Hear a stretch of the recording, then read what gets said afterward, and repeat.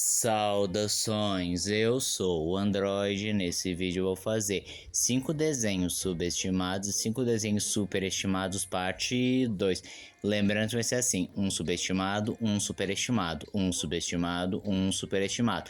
Mas caso se perca, preste atenção: se esse ícone aparecer, quer dizer que é subestimado, mas se esse ícone aparecer, quer dizer que é superestimado. Lembrando que a parte 1 está na descrição, assim quem deu sugestão vai estar na descrição. Chega de enrolação e vamos lá. Lunáticos à solta, uma opinião impopular, mas Lunáticos, bem, foi um desenho bem injustiçado, porque muita gente falou: ah, os Looney Tunes versão Batman, não, isso aí não vai prestar. E de fato, se você encara como os Looney Tunes, pode ser um tanto distoante, mas se você encara como algo separado, sei lá, um negócio de 1 milhão de anos na frente, ou você consegue desligar o seu cérebro e falar: não são os Looney Tunes, são uma equipe de animais antropomórficos com poderes em uma estética meio cyberpunk ou futuro bem distante tecnológico, mas eu também sou um pouco suspeito para falar sobre, porque eu gosto desse estilo de desenho e não sou o único que disse que esse desenho foi injustiçado. Um comentário que infelizmente eu não printei a tela pediu para colocar ele, então aqui, né? Doug, só esclarecendo uma coisa: só porque algo é superestimado não quer dizer que seja ruim. Na realidade, eles não são nem sinônimos. Mas Doug não é lá essas coisas como todo mundo fala, porque a maioria das pessoas que falam assistiram quando muito jovens, tem uma memória afetiva muito grande, mas quando você assiste sem nenhuma nostalgia e com um pouco mais de bagagem de outros desenhos, você vê que Doug é um desenho muito médio, sabe? Ele é legalzinho, tem umas mensagens legais, mas em geral ele não desenvolve história, não tem algo por trás, não é um desenho tão engraçado, não consegue ser muito dramático. Na realidade ele só é relaxante, algo que você pode assistir descompromissado, sem se preocupar com nenhuma cronologia. Isso é ruim? Longe disso. É apenas um estilo de desenho que nem todo mundo está afim. E quando o desenho não se destaca muito em algum assunto, acaba sendo só mais do mesmo ou longe de ser um dos melhores desenhos.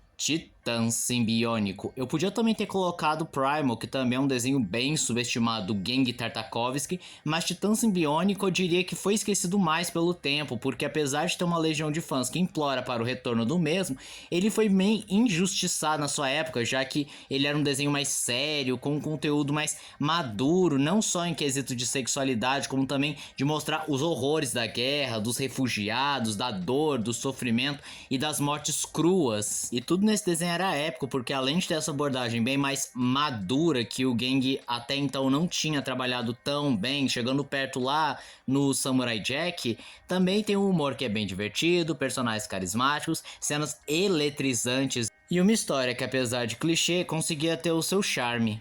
Hazbin Hotel e Helluva Boss. Nos vídeos anteriores, ambos esses desenhos foram muito citados. Então eu decidi citar logo os dois de uma vez, porque são da mesma criadora, tem um assunto muito semelhante, se passam no mesmo universo, então dá pra dizer que é a mesma coisa entre muitas aspas. E apesar de ser desenhos realmente bons, dá pra ver que eles são bem superestimados, principalmente por conta da fandom, que além de ser aquela, nossa, melhor desenho de todos os tempos, melhor desenho da internet, também a fandom é bem complicada e bizarra, variando desde fanfics esquisitas e comportamentos bem vergonha alheia, até uns negócios super tóxicos, do tipo, se você tiver alguma crítica ou se você disser que não gosta ou nunca viu, você é rechaçado, tratado como um monstro ou algo desse gênero.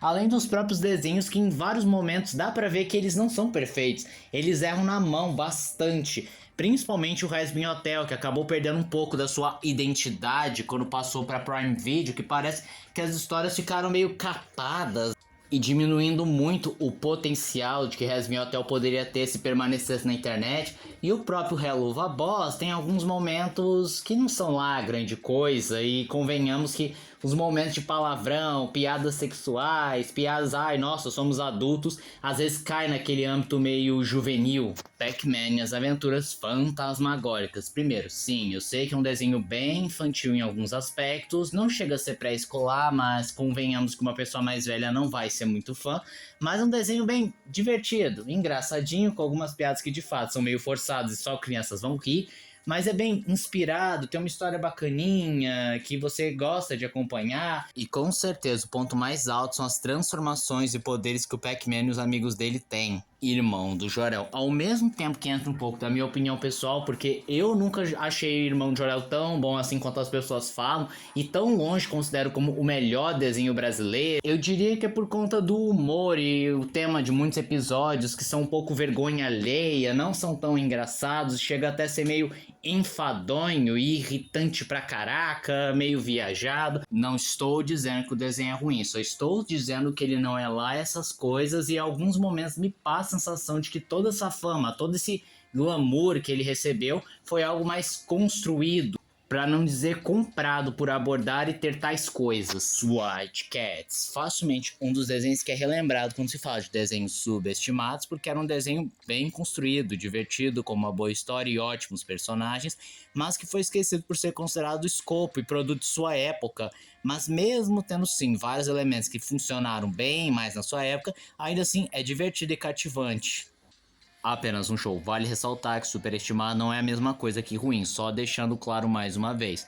Mas assim, eu coloquei porque um inscrito me apontou que apenas um show é bem superestimado por conta de alguns assuntos, principalmente as últimas temporadas que perderam muito a mão, fugiram demais do assunto que era do apenas um show.